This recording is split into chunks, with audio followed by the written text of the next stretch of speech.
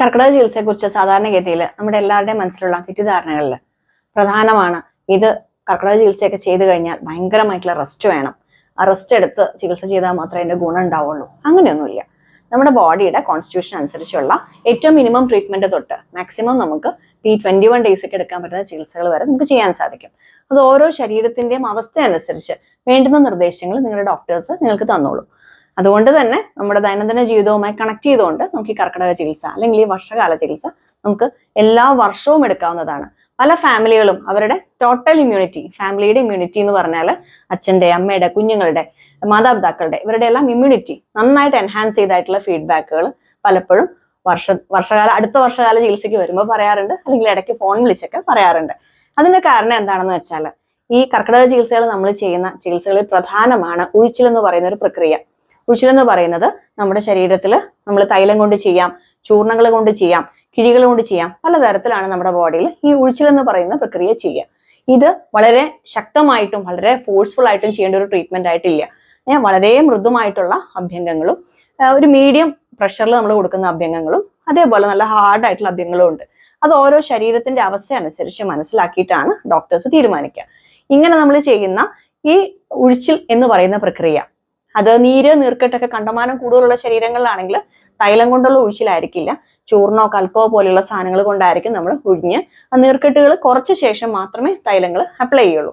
ഇതിനൊക്കെയാണ് വിദഗ്ധ ഉപദേശം തേടിയിട്ട് മാത്രം നമ്മൾ കർക്കിടക ചികിത്സ ചെയ്യണം എന്ന് പറയുന്നത്, നമ്മുടെ കോൺസ്റ്റിറ്റ്യൂഷൻ അനുയോജ്യമായിട്ട്. ഇപ്പൊ ബോഡി ഹീറ്റ് നല്ലോണം കൂടുതലുള്ള വ്യക്തികളാണെങ്കിൽ അവർക്ക് ഉപയോഗിക്കാൻ പറ്റുന്ന തൈലങ്ങളോ മരുന്നുകളോ ആയിരിക്കില്ല ശരീരം എപ്പോഴും തണുക്കുന്നു എന്ന് പറയുന്ന വ്യക്തികൾക്ക് ഉപയോഗിക്കേണ്ടത്. അപ്പൊ ഇങ്ങനെയുള്ള ഡിഫറൻസ് ഉണ്ട് എന്നുള്ളതും അത് മനസ്സിലാക്കി ആ കോൺസ്റ്റിറ്റ്യൂഷൻ അനുസരിച്ച് ട്രീറ്റ് ചെയ്യണമെങ്കിൽ ഒരു വിദഗ്ധ ഉപദേശം അല്ലെങ്കിൽ ഒരു ആയുർവേദ ഡോക്ടർക്കാണ് ഇത് കൃത്യമായിട്ട് നിർണ്ണയിക്കാൻ സാധിക്കുക. അപ്പൊ ഇങ്ങനെ നമ്മൾ ചെയ്യുന്നത് നമുക്ക് എല്ലാവർക്കും അറിയാം, ലോകത്തെമ്പാടുമുള്ള ഒരു ചികിത്സയാണ് ഉഴിയ എന്നുള്ളത്. വേൾഡ് വൈഡ് ആയിട്ട് ധാരാളം ഡിഫറെന്റ് ടൈപ്സ് ഓഫ് മസാജുകൾ നമ്മുടെ ലോകത്ത് അവൈലബിൾ ആണ്. അതിൽ ഏറ്റവും ആധികാരികമായിട്ടും ഏറ്റവും സയന്റിഫിക് ആയിട്ടും ചെയ്യുന്ന ഒരു സിസ്റ്റമാണ് നമ്മുടെ ഇന്ത്യൻ ചികിത്സാ സംവിധാനത്തിലുള്ള ഈ അഭ്യംഗം എന്ന് പറയുന്നത്. അത് എണ്ണയിട്ട് നമ്മൾ ഒഴിയുമ്പോൾ നമ്മുടെ ബോഡിയിൽ അണ്ടർലൈൻഡ് ആയിട്ട് കിടക്കുന്ന ലിംഫാറ്റിക് സിസ്റ്റത്തിനെയാണ് നമ്മൾ എൻഹാൻസ് ചെയ്യുന്നത്. ലസികാഗ്രന്ഥികൾ, നമ്മുടെ ശരീരത്തിലെ സാധാരണ സർക്കുലേഷൻ എന്ന് പറയുന്നത് ആർട്ടീരിയൽ സർക്കുലേഷൻ, വീനസ് സർക്കുലേഷൻ, ധമനികളിൽ കൂടിയും സിരകളിൽ കൂടിയുമുള്ള സർക്കുലേഷൻ. അതിനു പുറമെയാണ് ഈ ലസികാഗ്രന്ഥികളിലെ സർക്കുലേഷൻ നടക്കുന്നത്. ലിംഫ് നോട്ട്സ് നമുക്കറിയാം, ഒരു പനിയൊക്കെ വരുമ്പോൾ അല്ലെങ്കിൽ കാലിൽ ഒരു മുറിവ് ഉണ്ടാവുമ്പോൾ, കയ്യിലൊരു മുറിവൊക്കെ ഉണ്ടാവുമ്പോൾ നമ്മുടെ കഴല വീർക്കുന്നത് കാണാറുണ്ട്. അത് എന്തുകൊണ്ടാണ്? നമ്മുടെ കഴലയ്ക്ക് ഇൻഫ്ലമേഷൻ വരാനുള്ള കാരണം എന്ന് പറയുന്നത് നമ്മുടെ ബോഡിയുടെ ഇമ്മ്യൂൺ സിസ്റ്റം വർക്ക് ചെയ്യുന്നതാണ്. ശരീരത്തെ പ്രതിരോധിക്കാൻ വേണ്ടി നമ്മുടെ ഇമ്മ്യൂൺ സിസ്റ്റം വർക്ക് ചെയ്യുന്നതാണ് ആ ലിംഫ് നോഡ് എൻലാർജ് ചെയ്ത് കാണുന്നത്.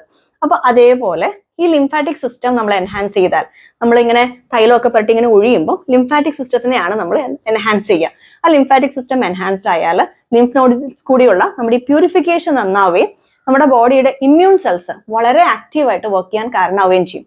ഇനി ഉഴിച്ചില്, ഈ പറയുന്ന പലതരത്തിലുള്ള ഉഴിച്ചിലുകൾ കഴിഞ്ഞാൽ പൊടിയിട്ട് ഒഴിയാം, കിഴി കൊണ്ട് ഒഴിയാം, അല്ലെങ്കിൽ നമുക്ക് ഈ പറയുന്ന തൈലം കൊണ്ട് നമ്മുടെ ശരീരത്തിനെ മുഴുവൻ നന്നായിട്ട് ഒഴിഞ്ഞ ശേഷം പിന്നെയുള്ള അടുത്ത ട്രീറ്റ്മെന്റ് എന്ന് പറയുന്നതാണ് സ്വേദന ചികിത്സ. ഡിഫറെന്റ് ടൈപ്സ് ഓഫ് വേർപ്പിക്കലുകൾ നമ്മുടെ ശരീരത്തിൽ നമ്മൾ നടത്തുന്നത്. അതിൽ പ്രധാനമാണ് ഇപ്പൊ സ്റ്റീം ബാത്ത്, ചേംബറിനകത്ത് കഷായങ്ങളൊക്കെ ഇട്ട് നമ്മൾ ചെയ്യുന്ന ട്രീറ്റ്മെന്റുകൾ, അല്ലെങ്കിൽ ധാരകൾ, ശരീരം മുഴുവൻ നമ്മൾ ഇങ്ങനെ കണ്ടിന്യൂസ് ആയിട്ട് ഒരേ ഋതത്തിൽ നമ്മൾ ചെയ്യുന്ന ധാരകൾ, ഇങ്ങനെയുള്ള ഡിഫറെന്റ് ടൈപ്സ് ഓഫ് സ്വേദന ട്രീറ്റ്മെന്റ്സ്. ഈ സ്വേദന പ്രക്രിയകൾ നമ്മൾ ശരീരത്തിൽ നടത്തുമ്പോൾ എല്ലാ ഭാഗത്തും ലിംഫാറ്റിക് സിസ്റ്റം നമ്മൾ എൻഹാൻസ് ചെയ്ത് നമ്മൾ നിർത്തുന്ന ടോക്സിക് ആയിട്ടുള്ള ബോഡി ഫ്ലൂയിഡ്സിനെ ഡ്രെയിൻ ചെയ്ത് നമ്മുടെ സ്വെറ്റ് പോസിൽ കൂടിയും പിന്നെ നമ്മുടെ ദഹന ഇന്ദ്രിയത്തിൽ കൂടിയും ദഹന വ്യവസ്ഥയിൽ കൂടിയും ഒക്കെ പുറന്തള്ളാൻ ശരീരത്തിനെ പ്രാപ്തമാക്കുന്നു.